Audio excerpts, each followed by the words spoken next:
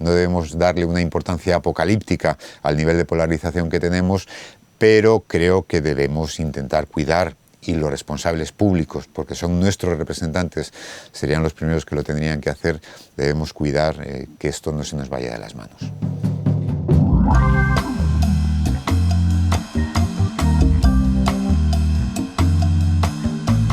Yo aprendo constantemente porque yo no soy lingüista profesional, yo soy periodista.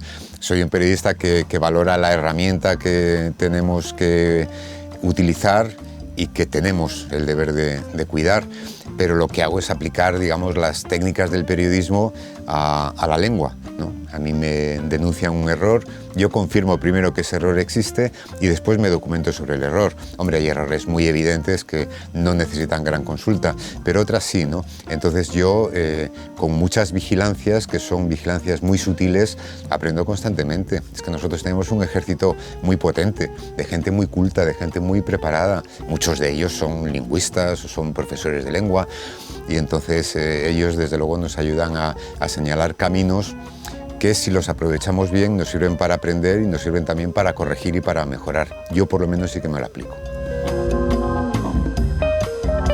Pues porque la lengua es apasionante. Yo me eduqué, digamos, en una sociedad y en un sistema educativo en el que todavía se decía aquello de que la letra con sangre entra, ¿no? Entonces nos obligaban a aprender de memoria determinadas cosas y a no cuestionarnos la norma.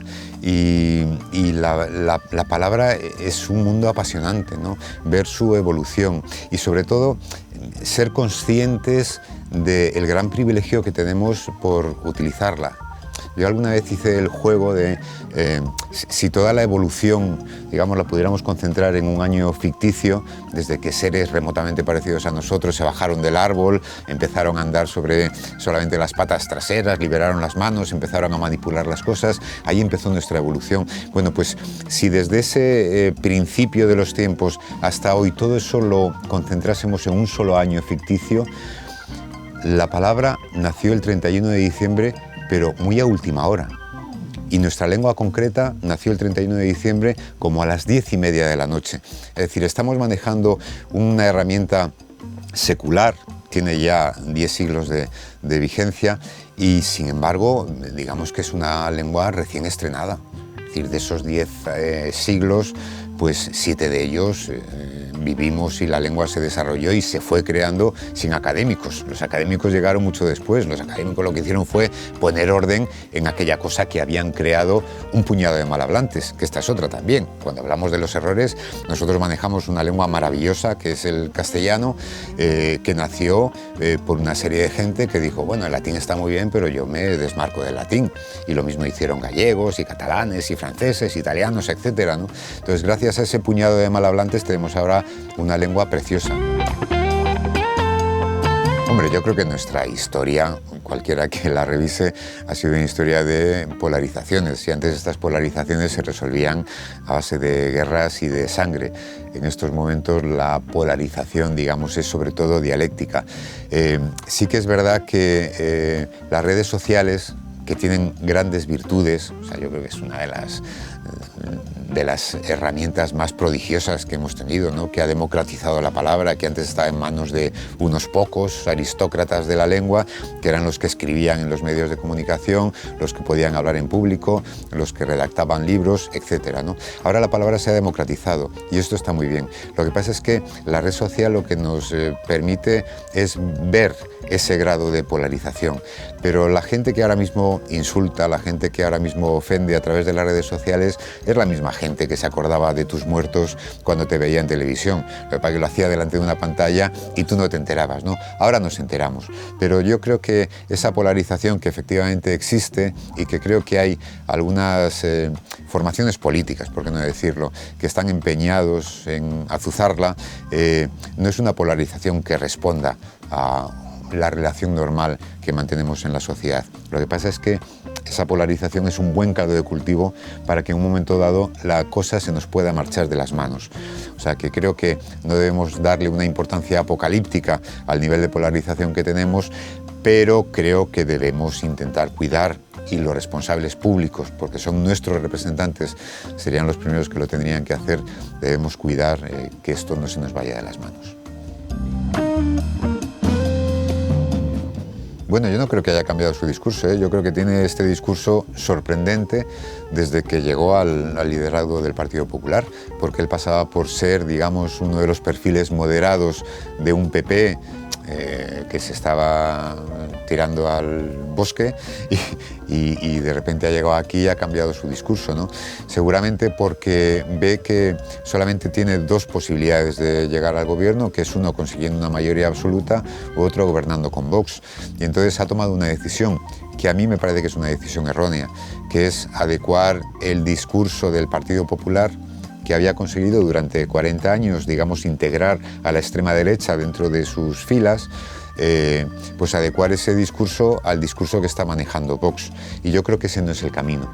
O sea, yo creo que las habas aquí en España se juegan, como se han jugado siempre, en el ámbito del centro izquierda, del centro derecha, pero del centro, en donde hay una serie de consensos sobre lo que debe ser este país, en el que todo el mundo está de acuerdo, ¿no? Y conviene no separarse de esos consensos por arañar un puñado de votos. Entonces yo creo que ese no es el camino. Y es más, creo que si recondujese ese discurso, captaría votos que se han ido a la extrema derecha, porque entre el original y la copia mucha gente se va al original de la extrema derecha, y mucha gente que se ha alejado a lo mejor del PP por haber perdido esa centralidad, pues a lo mejor también lo podría recuperar. Y desde luego, a la hora de obtener pactos con otros partidos, le resultaría mucho más fácil. Claro, es muy difícil que el PP pueda pactar con el PNV cuando tiene un socio de gobierno ahora mismo en las comunidades y en los ayuntamientos, y lo sería socio de gobierno, que quiere ilegalizar al PNV o que quiere ilegalizar a partidos independentistas que son tan de derechas como el PP, como es el caso de Junts, ¿no? Entonces yo creo que Feijóo ha tomado un camino que espero que enderece. Bueno, marcado sí, porque ella, digamos, fue la primera en hacer y en dar este paso, y a ella le ha salido bien.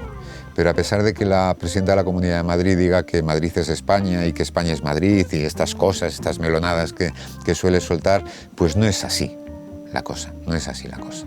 De hecho, hemos tenido a un partido socialista gobernante durante muchos años en el gobierno central que hace muchísimo tiempo que no consigue gobernar en la Comunidad Autónoma de Madrid o en el Ayuntamiento de Madrid, ¿no? Entonces, Madrid y España son diferentes, ¿no? Y en España a veces ese discurso soberbio de Madrid es lo mejor y nos están robando cada vez que se toman decisiones que lo que pretenden es, bueno, oye, que se reparta todo el poder político, el poder económico entre territorios que han sido menos beneficiados que Madrid. Ese discurso soberbio no se recibe bien desde el resto de comunidades autónomas, ¿no?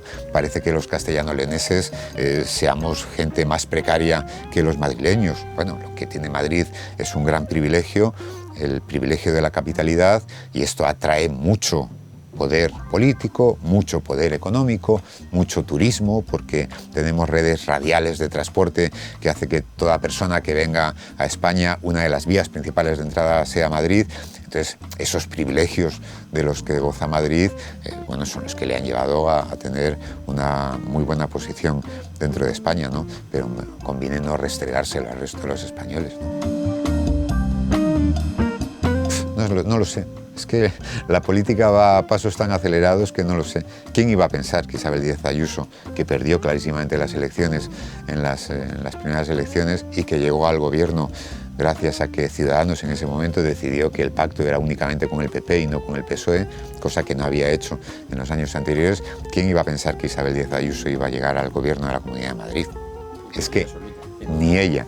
No llegó con mayoría absoluta, pero una vez que gobiernas, esto Arzayus se lo dijo una vez a Iñaki, cuando Iñaki le preguntó a Xabier Arzayus sobre el poco perfil de carisma que tenía José María Aznar, y Arzalluz le dijo, mira, cuando uno llega al poder y gana unas elecciones, se le pone una cara de carisma impresionante, ¿no? Pues yo creo que a Isabel Díaz Ayuso le ha pasado un poquito esto.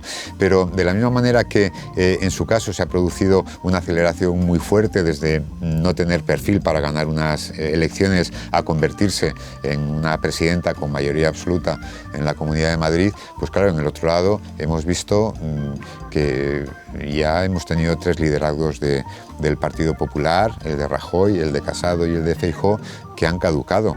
Y Pedro Sánchez sigue ahí, en una situación también muy precaria, de equilibrista, pero él sigue, ¿no?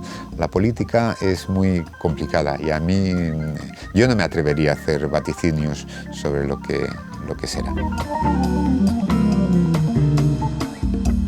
Pues bueno, yo creo que la extrema derecha de momento la estamos frenando bien en España, ¿no? Y yo no creo que ahora haya más extrema derecha de la que había hace 30 años, ¿no? Lo que pasa es que antes esa extrema derecha o se iba a partidos muy minoritarios que nunca llegaban a tocar ni una concejalía ni, por supuesto, un escaño en el Congreso de los Diputados, a aparecer y a visualizarse, porque en el fondo lo que ahí se produjo fue una ruptura del Partido Popular. Es decir, el Vox que tenemos en estos momentos nace en origen de gente del Partido Popular que en un momento dado decide desmarcarse. Entonces yo creo sinceramente que tenemos lo que teníamos en estos momentos, pero sí que ha pasado otra cosa, y es que esos diputados o esos escaños en las comunidades autónomas o en los ayuntamientos le han dado el suficiente poder como para colarse en gobiernos municipales y autonómicos. Veremos cómo evoluciona. Hemos visto otras fuerzas emergentes a lo largo de los últimos años que han crecido como la espuma y se han desvanecido como la espuma. No digamos Ciudadanos, que está ya en escombros, convertido en escombros, no digamos un Podemos que llegó a tener 71 escaños y ahora tiene 5 y está haciendo valer esos 5 escaños.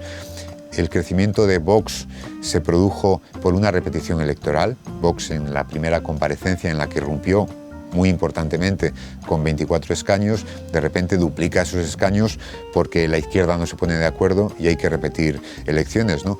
Entonces, digamos que con Vox hay una parte de espejismo que veremos si se diluye o se consolida. Yo creo más bien que se diluirá. Yo confío mucho en el sentido común de los ciudadanos españoles, ¿no?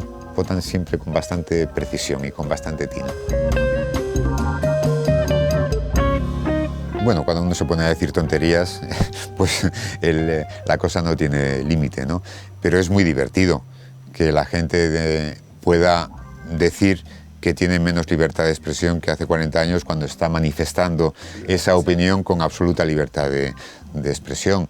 Es muy divertido que alguien diga que vivimos en una dictadura cuando los que hemos vivido o hemos rozado una dictadura, o por lo menos la conocemos a través de los libros de historia, sabemos que quien amanecía diciendo que vivía en una dictadura y que el jefe del gobierno o el jefe del Estado era un dictador, ya no dormía en casa, y tenía un mal final. Entonces, claro, hacer este tipo de proclamas, digamos que desautoriza a quien las hace. Yo creo que vivimos en un grado de libertad, si nos comparamos con el resto del mundo, pero más que aceptable, ¿no? Yo creo que es un grado de libertad muy interesante.